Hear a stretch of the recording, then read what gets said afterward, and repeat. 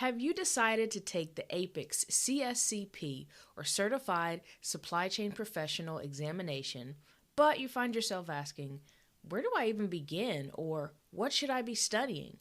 And stick around, because this video is for you.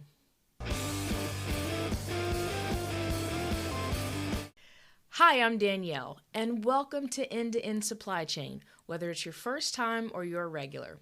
Today, I will be walking you through the exam content manual for the APICS CSCP. We'll look at the content areas of the exam, the percentage of each content area on the exam, and we'll even take a look at the list of references or resources in the content manual for the CSCP. So, without further ado, let's hop to it. The version of the CSCP exam content manual that we'll be covering today is version 5.0, and at the time of this recording, that is the most current version. Let's look at the content on the exam. So we'll go to page 16, which in the file is page 16, in the actual document itself it's page 11. Here you can see the CSCP content, and there are 8 different topics covered on the CSCP. And each one of those makes up a different percentage of the exam, ranging anywhere from 8% to 10%. So let's take a closer look at that. We'll zoom in, and I'll get my highlighter here. Looking at each of these 8 sections, you'll notice that the section with the highest percentage of content on the exam is section number 4, which is Manage Internal Operations and Inventory, again at 19%. Next is the third section, Source Products and Services, which is 17%. And finally, section 6, Manage Customer Relationships, or Manage Customer and Supplier Relationships, at 17%. So those 3 sections make up 53% of the exam.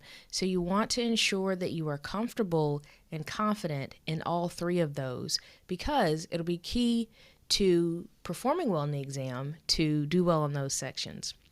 Now, with that being said, you want to make sure that you understand all 8 of the topics, not just to pass the exam, but to have the knowledge to be able to apply once you get the certification, because that's the whole point of this after all, right?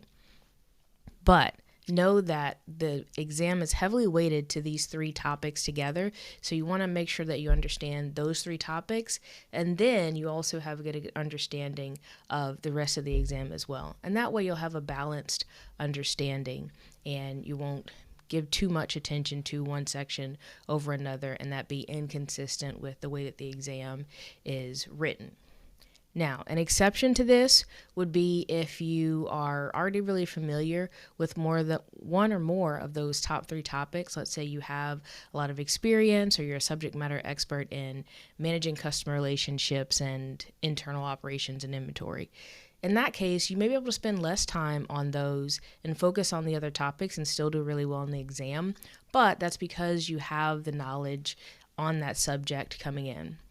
So if you find that as you're reading through the resources or taking the course or the practice exams and you're doing really well on those sections, it may be worth it for you to spend less time on those and more time on the others, so that you ensure that you're able to perform well on all sections of the exam. But for most people, if all sections are created equal, as far as your experience or comfort level, which matters most, then my recommendation is to focus on those top 3 sections that comprise 53% of the exam, which again, they are Source Products and Services, Manage Internal Operations and Inventory, and finally, Manage Customer and Supplier Relationships. Next, let's take a look at the bibliography. The bibliography and references for CSCP section of the ECM covers 11 different references for the exam and the certification itself. These are a mix of APICS or ASCM resources like the dictionary, a couple are United Nations Global Compact references, and the rest are what you would find to be textbooks or other books that are typical for reference within the supply chain community, usually used in more formal undergrad or grad programs for supply chain and written by professors and other subject matter experts in the field. But these 11 resources are critical for learning and understanding the CSCP content, especially if you are not using the ASCM learning system. If you are, that information and the information needed to prepare for this exam is prepackaged for you. If you're doing the self-guided route or if you're doing a course that uses that learning system, all of that reference material, all of that content will be gathered and curated for you, and you won't have to buy all of these books. You've invested in that learning system, and that can really substitute for that. With that being said, if you did not invest in a learning system or have chosen for whatever reason to not use a learning system or not work with a course instructor or just go it alone and independently prepare for this exam, that is possible. I've personally done that with the CLTD, but what you would need to do is to get these 11 resources and read through the exam content manual and study each of the sections. And in this exam content manual, they'll tell you for each content section what the reference is, like the chapters for each book and the chapters for each book that you can reference to learn and master that content. Each of these 11 resources is linked below in the description.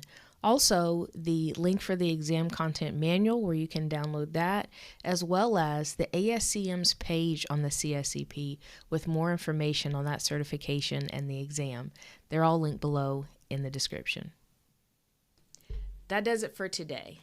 Thank you so much for watching all the way to the end of the video.